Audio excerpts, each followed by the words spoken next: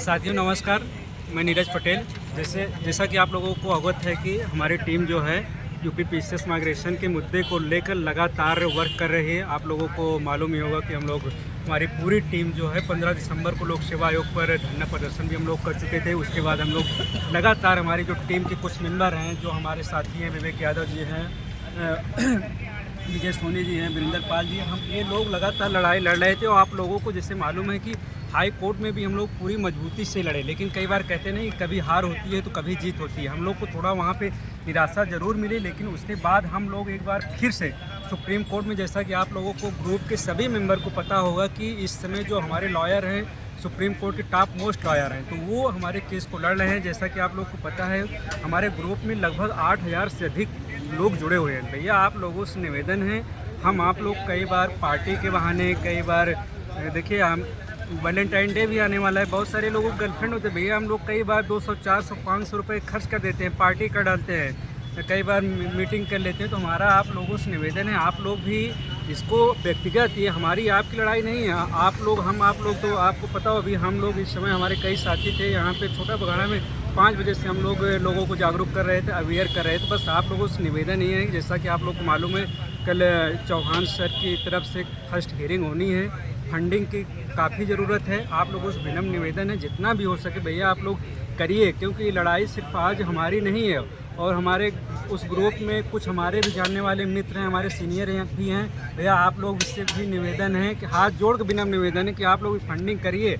हम लोग भी पूरा तन मन धन से, हमारे कई साथी हैं, कई लोगों से हम लोग मिल भी चुके हैं, वो लोग भी फ्रंट पे लड़ाई कर रहे हैं। तो ये लोग हमारी आपकी भी ये क्या नाम है ज़रूरी बात हो जाती है कि आप लोग कम से कम सामने नहीं आ रहे हैं, तो जो हो सकता है इस लड़ाई में योगदान कीजिए। बस इतना कहना है कि हम लोग कई बार 100, 150, 200 रुपये बहुत खर्च कर डालते हैं। आप लोग बस इतना निवेदन है कि आप लोग फंडिंग कर दीजिए जितना भी हो सके। 200, 400 जीवन में कहते नहीं, पैसे मायने नहीं रखता, जीवन आएगा पैसा बहुत कमाएंगे, लेकिन ये जो लड़ाई हम लोग लड़ रहे हैं अपनी रिजर्व कैटेगरी के लिए, आज इसका जो कहते नहीं कि इसका फीडबैक आएगा हमारे आने वाले भाई बहनों के लिए, हमारे बच्चों के लिए, हमारे पीढ़ियों के लिए है। तो इसलिए आप लोगों से निवेदन है कि मैक्सिमम से मैक्सिमम आप लोग फंडिंग करिए। धन्यवाद हमारे जितने साथी जिनको मैं जोड़ा हूँ व्यक्तिगत रूप से, जो लोग हमें जानते, प्लीज़ आप लोग से विनम्र निवेदन है, आप लोग भी जितना भी हो सके, मतलब इसमें ग्रुप में QR कोड, अकाउंट नंबर पड़ा हुआ, भैया आप लोग भी सहयोग कीजिए। धन्यवाद, यही कहना है। एक बात और है,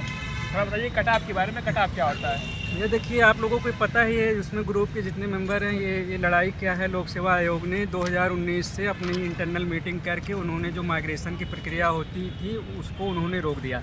देखिए जैसे आप लोग को पता है कि माइग्रेशन जो उत्तर प्रदेश में टोटल 60% सीटें रिजर्व है, जिसमें से जनरल कैटेगरी के लोग भी 10% यानी कि EWS के नाम से हैं, यानी कि 60% सीटें रिजर्व हैं। और उसके बाद 40% सीटें बचती है जो कि UR है, यानी कि वो ओपन टू ऑल होती है। इसीलिए आप लोग, अगर आप कल देखिएगा, इस समय उत्तर प्रदेश में बजट सत्र चल रहा है, उत्तर प्रदेश के उप मुख्यमंत्री केशव प्रसाद मौर्य जी ने भी इस चीज़ को उन्होंने क्लियर किया कि जो 40% सीटें हैं वो किसी के लिए रिजर्वेशन नहीं है, यानी कि वो UR है, यानी कि ओपन टू ऑल है। तो लेकिन अपना उत्तर प्रदेश लोक सेवा आयोग क्या कर रहा है, वो 40% सीट प्लस 10% सीट को कहीं ना कहीं जनरल कैटेगरी के लोगों के लिए रिजर्व कर दिया है, जिसमें मात्र वो लोग जनरल कैटेगरी के लोग क्वालिफाई कर रहे हैं। और हम जितने भी रिजर्व कैटेगरी, चाहे OBC, SC, ST, PH, महिला, उनको अपने ही कैटेगरी में रोक दिया गया है, यानी वो माइग्रेट नहीं कर रहे हैं, जिसकी वजह से फ्री में भी रिजर्व कैटेगरी की कैंडिडेट का मार्क्स से अधिक जा रहा है, मतलब अधिक नंबर होने पर भी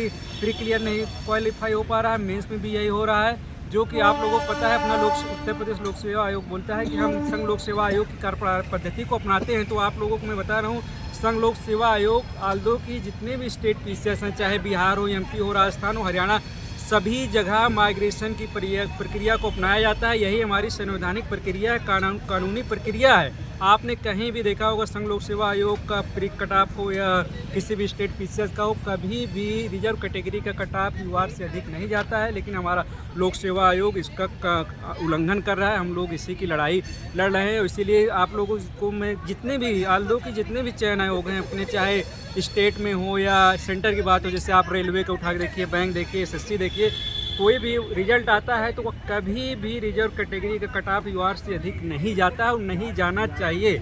लेकिन लोक सेवा आयोग इसी का उल्टा किया है, क्योंकि माइग्रेशन की प्रक्रिया यानी कि माइग्रेट नहीं कर रहा है कि अपने जो 27% को अपने 27% में रोक दे रहा है, 21% एससी को एसटी में रोक दे रहा है, 2% एसटी को एसटी में और 10% ईडब्ल्यू को इसमें रोक दे रहा है। बाकी 40% सीट उनके लिए रिजर्व कर दे रहा है। तो कहीं ना कहीं हम लोग के लिए तो मतलब गलत कर रहा है। उनके लिए हम लोग के लिए कहने के लिए रिजर्वेशन था, लेकिन हम लोग को रोक दिए। हम लोग मतलब 27% में रह जा रहे हैं और वहाँ पे 40% सीट में अदर स्टेट के भी बच्चे आकर कम मार्क्स पा कर के वो प्री मेंस इंटरव्यू दे रहे हैं और यहाँ पे सिलेक्ट होके यहाँ पे ऑफिसर अधिकारी बन रहे हैं। और हम लोग यहाँ के जो मूल निवासी हैं अधिक नंबर पा के ये लोक सेवा आयोग की दोषपूर्ण जो कार्यप्रणाली थी, कहीं न कहीं जो लगातार ये कहते नहीं चोरी नहीं महा घोटाला कर रहा है, माइग्रेशन प्रक्रिया को रोक कर घोटाला करके पता नहीं किसको अपने लोगों को लेना चाह रहा है। इसलिए हम उत्तर प्रदेश की सरकार से माननीय योगी जी से, जो कि लगातार योगी जी को भी और अभी उप मुख्यमंत्री जी ने भी इस चीज़ में उन्होंने अपना वक्तव्य दिया।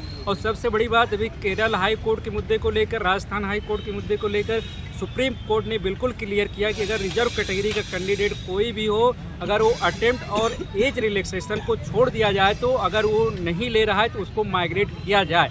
यानी कि अब आप सिंपल सा फार्मूला ये है कि 40 अगर मान लीजिए 100 सीटें हैं तो आपको कॉमन सेंस की बात है 40% सीटें यूआर की बचती है। यानी कि अगर 40 जब रिजल्ट बनता है 40%, यानी कि हमें अगर 40% बच्चों को लेना है तो टॉप मोस्ट उसमें से 40% सीट में चाहे ओबीसी हो, ईडब्ल्यूएस हो, एसटी हो, पीएच फीमेल उनको ले लिया जाएगा। उसके बाद फिर जो रिजर्व कैटेगरी की सीट भरी जाएगी जैसे ओबीसी, तब फिर यूआर से जो ओबीसी कट ऑफ कम जाएगी, ईडब्ल्यूएस का भी कम जाना चाहिए, पीएच का भी कम जाना चाहिए, फीमेल का भी कम जाना चाहिए, महिला का भी।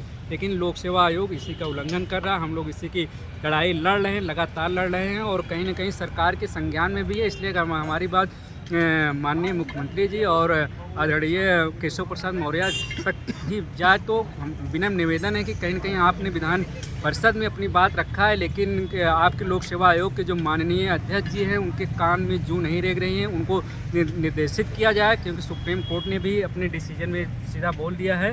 और भैया आप लोग से एक बार फिर मुद्दा ये है कि हमारा केस सुप्रीम कोर्ट के टॉप मोस्ट लॉयर लड़ रहे हैं, काफ़ी फंडिंग की ज़रूरत है। आप लोग प्लीज़ 800 मेंबर हैं, प्लीज़ रिक्वेस्ट है, जीवन में 200, 400, 500 रुपये बहुत आते रहेंगे। इसको आप अपनी लड़ाई मान के लड़िए। हमारी ये 1, 2, 4 या विवेक यादव, विजय सोनी, अखिलेश यादव, ये रोहित भाई की लड़ाई नहीं है। कभी सभी के घर वाले कोई न कोई भाई बहन तो कोई अन्य चाचा के लड़के लड़की या भाई सब लोग कभी न कभी एग्ज़ाम देंगे। तो आज आप लोग फंडिंग कीजिए और सहयोग दीजिए। धन्यवाद, बहुत बहुत धन्यवाद।